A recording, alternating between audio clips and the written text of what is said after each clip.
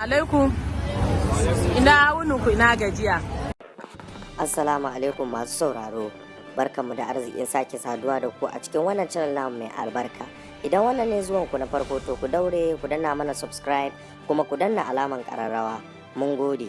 Yanzu za mu ba ku labarin yadda wata jaruma a masana'antar Kannywood mai suna Hadiza Gabon da ta siya wa almajirai guda 100 tiket don kallon fim ɗin Fanan, yayin da ta tura wa Mansura Isa ta account, wato ta tura mata kusan 100,000 saboda a siya wa almajirai guda 100 tiket su ma su samu su shiga su kalli fim ɗin Fanan tare da malamansu.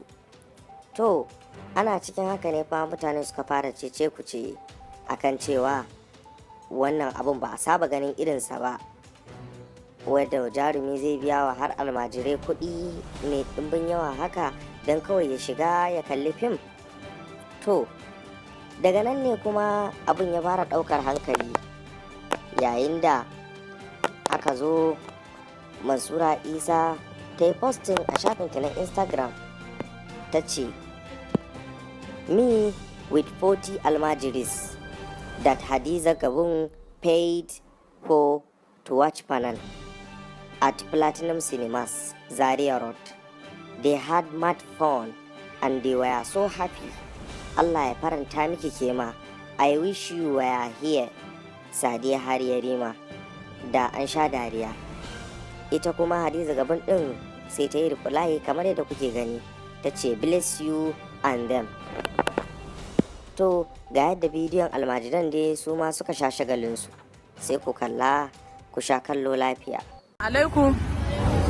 Ina wunin ku ina gajiya. Malama Hadiza Gabon ita ta ce a kawo ku nan a yi treating ɗinku, ku yi mana adda, sannan kuma a ba ku lemo da ruwa ku sha.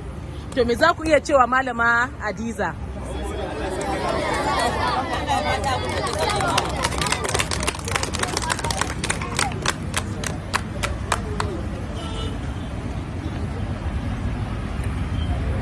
To assalamu alaikum. Hadiza Gabon, kamar yadda kika ba da umarni a yi, to an yi shi, an kawo su ga sunan za su yi treating ɗinsu, to lemo da ruwa kuma za su shiga insha Allah yanzu. Mun gode miki, Allah ya saka miki da alkhairi.